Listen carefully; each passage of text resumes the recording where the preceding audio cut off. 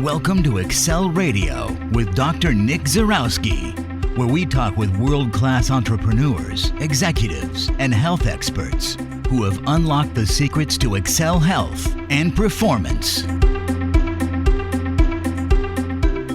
Hi, and welcome to Excel Radio. This is your host and high performance expert, Dr. Nick Zyrowski. On this episode, I bring to you Sylvie McCracken. Sylvie is a very successful entrepreneur, but also a mother. So on this episode, what we're going to be discussing is female entrepreneurship, how Sylvie went from being a full-time employee to a full-time entrepreneur, how she manages to run and operate a very successful company, all while juggling a family. And also, she's going to teach us some very practical skills such as outsourcing, delegating, and time management as well. I hope you enjoy the show. Thanks for coming on the show with us today, Sylvie. Thanks so much for having me, Nick. Well, the pleasure is mine, and I think it's going to be the listeners as well. But one of the things that I want to ask you right off the bat is just explain to our audience what you do. Yeah, so that's a good question because it's always a hard one to explain when I meet people because I do so many different things. But basically, in a nutshell, I have a couple different businesses. One where I write health ebooks on nerdy health topics like gut health and nutrition. And then another business where I teach entrepreneurs how to create ebooks the way I did in my health business, and also how to outsource as many things as humanly possible, how to kind of promote themselves to CEO and stop being a solopreneur. Okay. Those are my two main gigs. All right, we're gonna have to dig into that a little bit of the outsourcing part. But before we get into that, one of the questions that I have for you, just because you brought it up, is that you make a lot of ebooks that are in the health category without a degree as a doctor or a high level health degree. How did you get into that? Because it's kind of interesting that you are writing ebooks that doctors are selling and doctors are consuming the material, and it's funny because you're not really a health expert at all. However, you have written incredible books on it.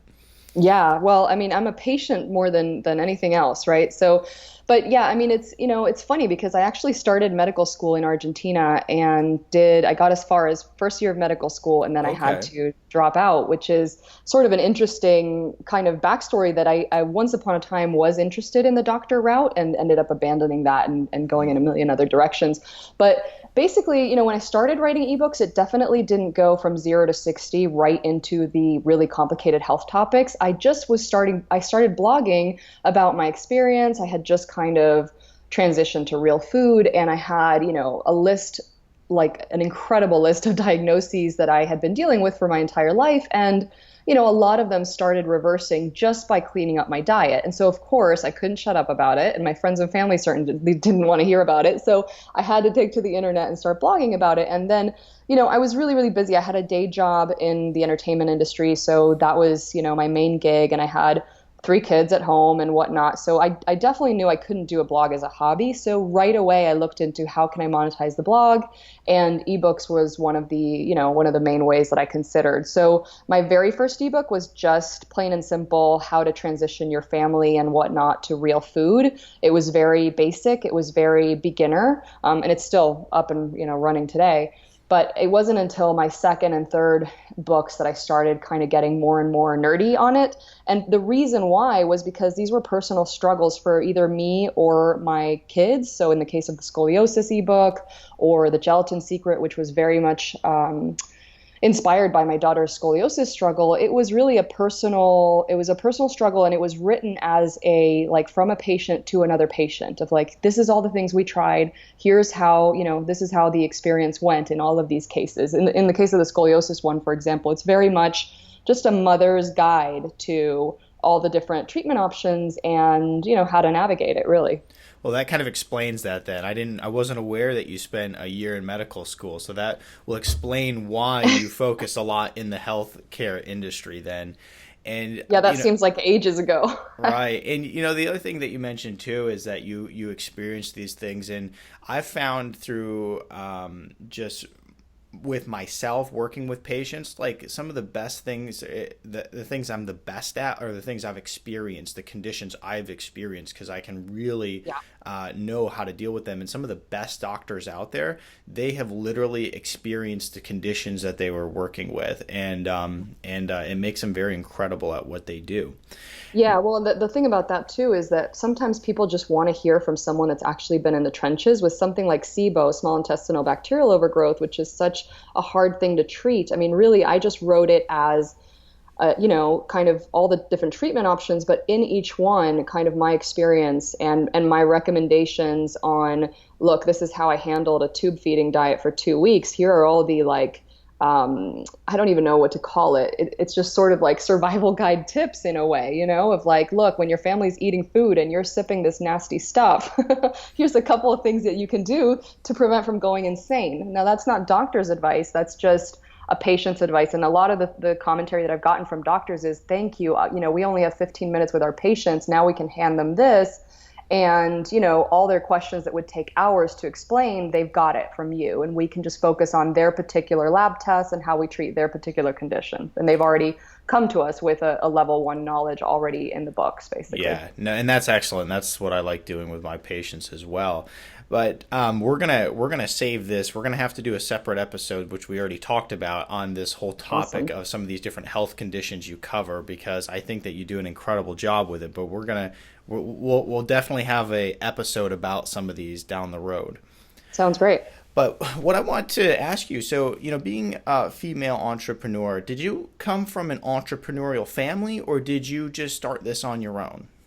I did not. I did not at all. And I think that it took me a very long time to realize that entrepreneurship was the only way for me, not just a way for me, but like that nothing else was ever going to work. I definitely did a few sort of attempts along the way. I mean, looking back on it now, it's so clear. Even as a kid, I was trying to sell potpourri in Ziploc bags that I was making at home.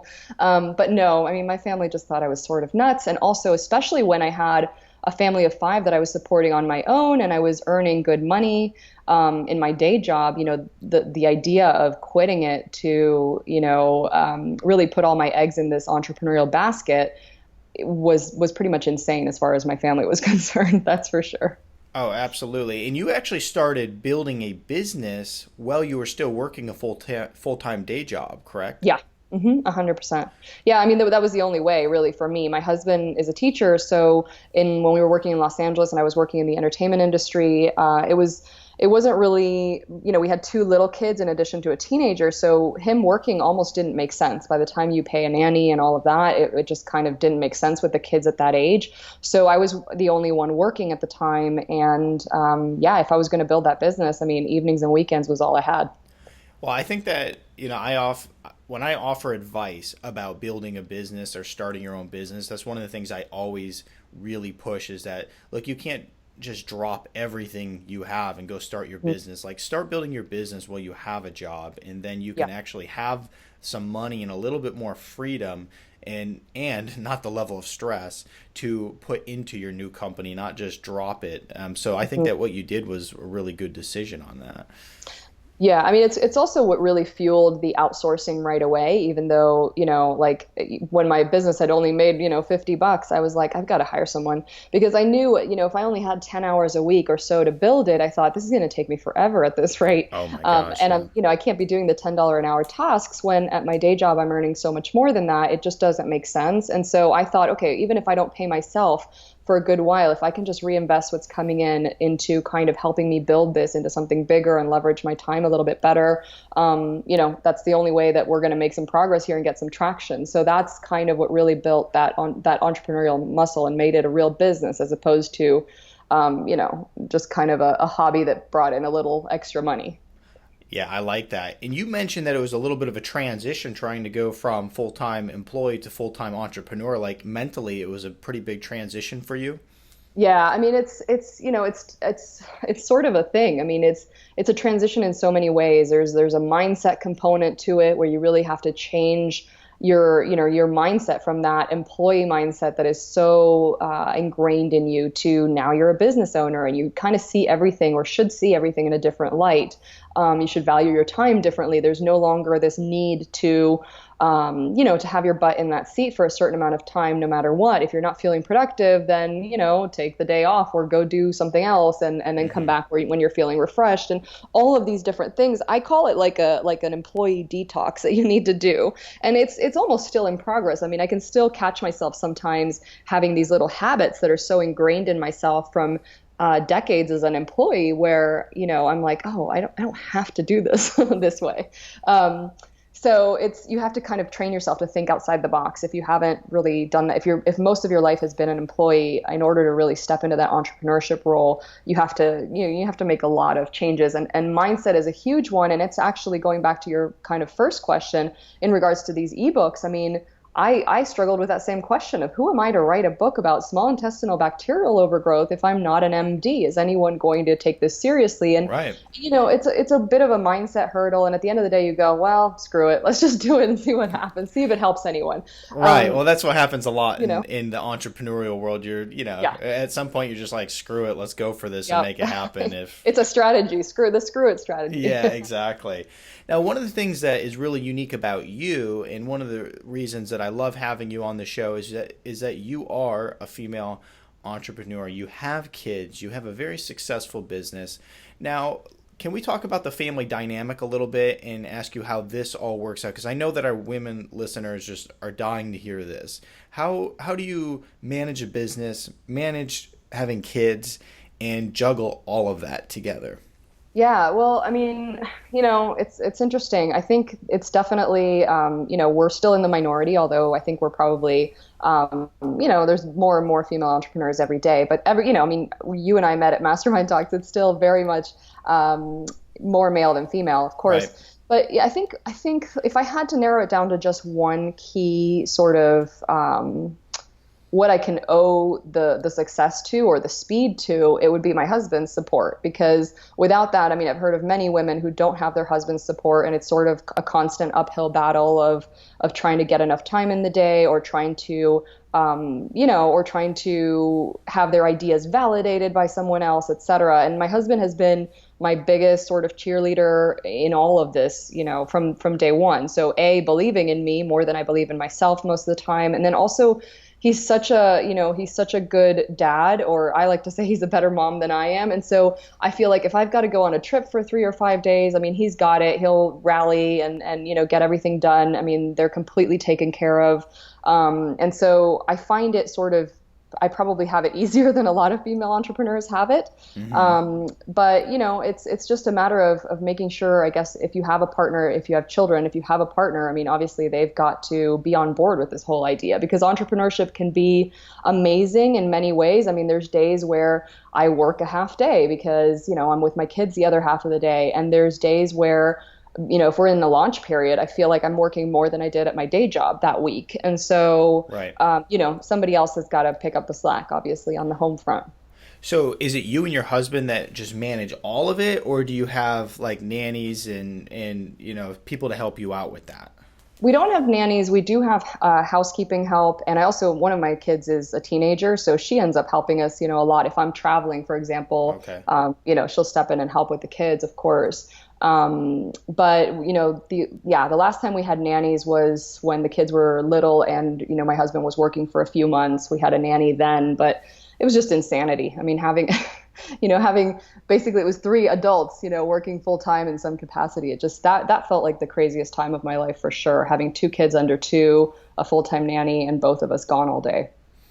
I gotcha. So one of the things that I know you are really the expert at, you teach people, you teach entrepreneurs, you teach business professionals how to do this, is outsourcing, mm-hmm. delegating, and managing an online team. So with that family dynamic and that thought still with us, how does this work, utilizing outsourcing and delegating to help make everything manageable for you?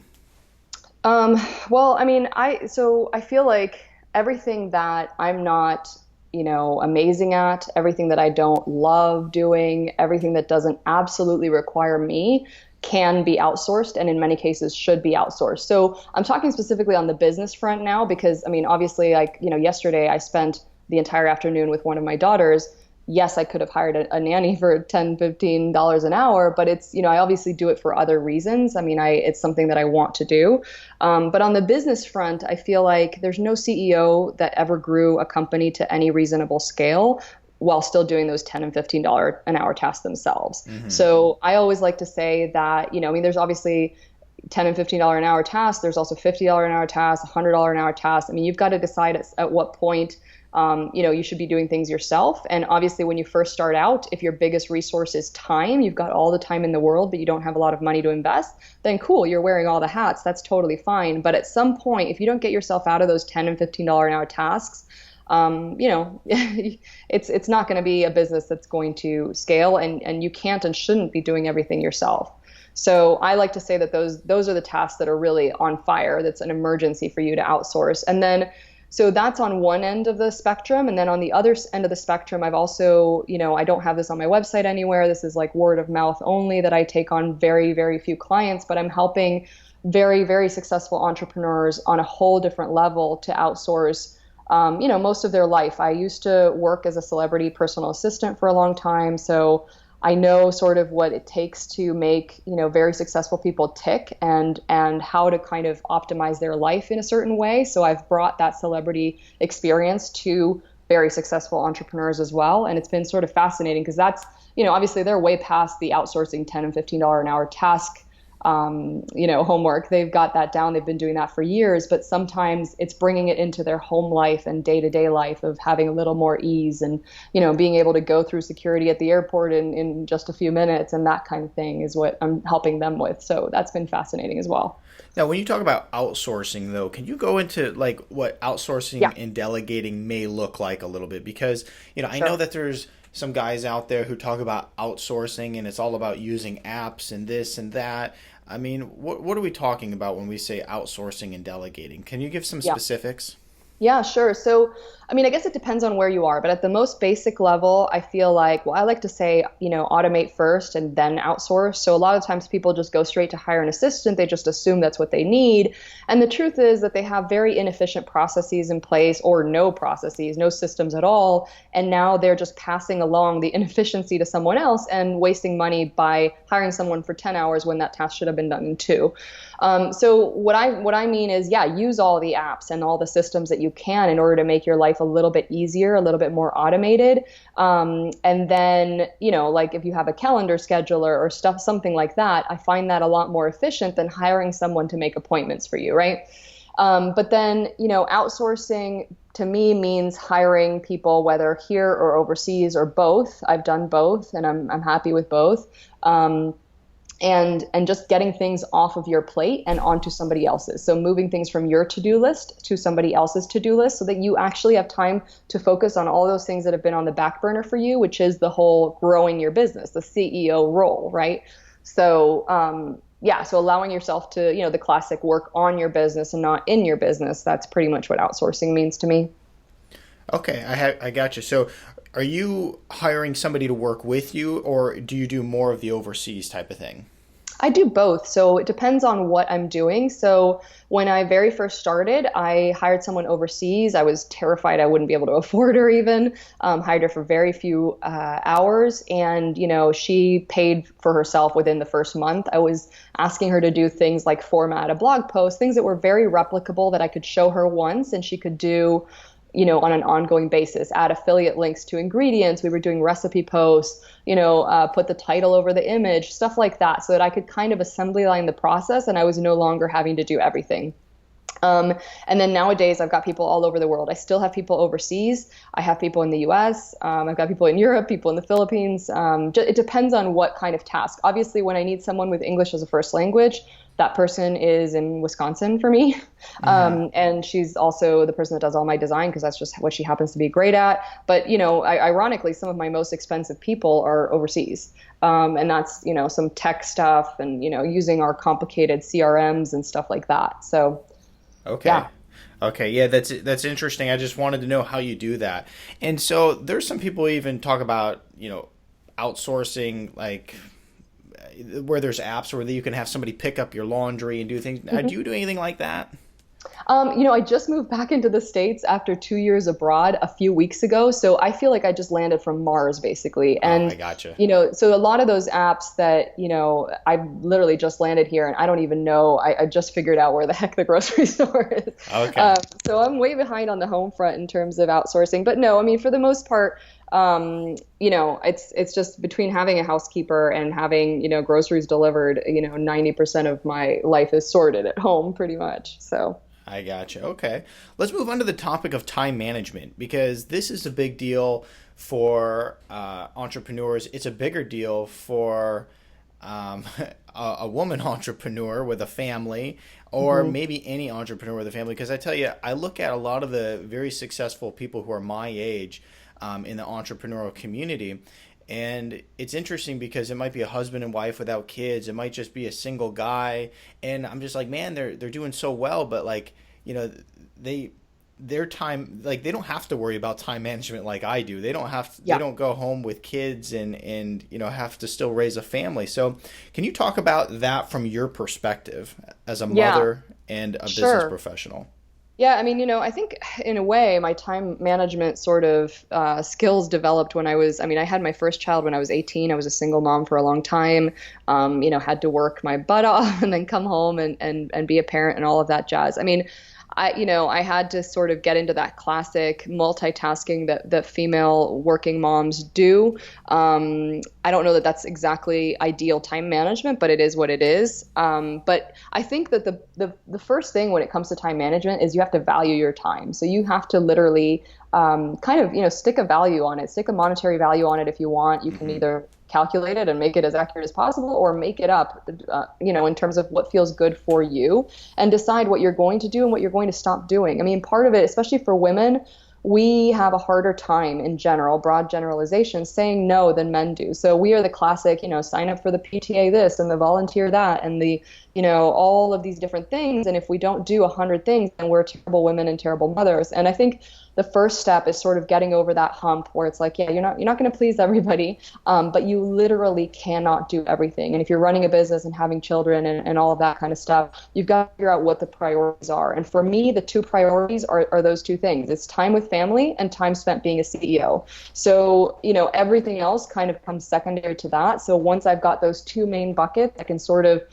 decide where my time is going to be and how I can sort of cross off things off the list. Before you even outsource, people jump to outsource, but I'm like, okay, but first, what can we eliminate entirely that not only you don't need to do, but you don't need to pay anyone else to do either, because it should be, it shouldn't be done anymore.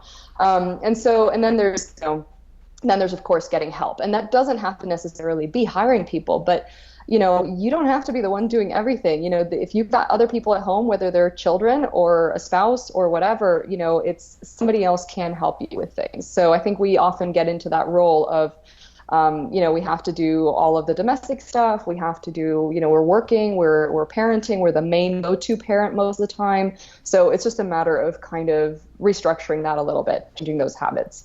Okay, now do you have a method that you use when it comes to, you said time for work related business and then time for family? Now, one of the things that happens with a lot of people is it crosses over and it just becomes this big mixed up pot where they're really not differentiated at all. And so when they're with their family, they're not really spending like real focused time with their family. And then when they're at work, they're not really spending focused time at work. And really, I mean, when they're with their family, they're not really there. Like mentally, they're not there. Yeah. Physically, they're there, but not mentally. So do you have a method in which you make sure that this is a priority for you and that you're very clear on where your time is focused? Yeah, I mean, it's kind of always evolving. It's not ever, I don't know that it's ever perfect or ever defined as like the ultimate way that we handle it. And with the kids' ages, things change. Obviously, when my kids were babies and toddlers, I mean, they needed me more than anything, basically. It depends. But I think one of the main ways that I make it a priority is, I guess a lot of the time comes out of, what I would have otherwise done, what I did when I was simply an employee in my 20s. I would just come home and at night I'd watch TV. I don't even have a TV. I don't even remember was the last time I owned one. So I very rarely Right. will watch it. I'll go through a phase where I'll watch a Netflix show and that'll be my phase and then I'm over it. But in general, I go to bed early and I get up early. I do kind of a miracle morning, 5-minute journal, all of that jazz before my kids are even up. So that, because the other, big part of that is self-care, right? As mothers, we tend to sort of give everything and the last possible drop is left for us. And I think I've sort of front-loaded it. And that was, mostly because of reading Hal Elrod's Miracle Morning book. And I find that if I sort of have, even if it's a half an hour in the morning before my kids get up to just do my thing, then I'm sort of like, okay, I'm ready. Like now they're waking up, they're hungry, they need breakfast, they need all of these things. And I try and build in a schedule of some sort for myself. So, basically give myself office hours to a degree. So I batch my calls and interviews and that kind of thing on certain days where the kids won't be around, so I'm not feeling pulled in all kinds of directions. And it's ever evolving, basically. Very good. And I'm not the type of person who gets stuck on any particular schedule either. It's always revolving, and I've been part of strategic coach and many different things where they create these schedules for you, and this is how it's supposed to be done, and this is what it takes to be successful. And I've just never found myself to be able to stay into a single schedule slash path. I always just find myself evolving as I move forward. So Yeah, it's like a season, I think. I call it, I just feel like it's seasons in a way. Right. One of the things that you do with your ebooks is you create passive income, and then also in probably many other ways. Can you talk about why having passive income is very important as an entrepreneur, and just as a regular anybody, I guess, out in the world, why passive income can benefit you so much? Yeah, well, I call it insurance for entrepreneurs because I feel like, passive income, I mean, some people get really triggered with that term where they're like, oh, this is such BS. This is, basically sipping martinis on the beach or, whatever, not doing any work. I mean, passive income is just front loading the work, creating a product, and then it sells continually, whether you're working, not working, working on something else, sleeping, on vacation, or whatever. And the degree to which that sells depends on a million different things.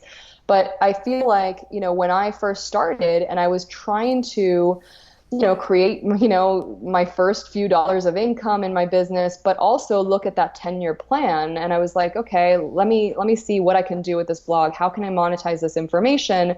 But I knew that I had to, I had such limited time. I wanted something that I could work on and then it would continue selling without me needing to be present, while I worked on the next product and so forth and so on. So that's how I landed on doing ebooks for that passive income.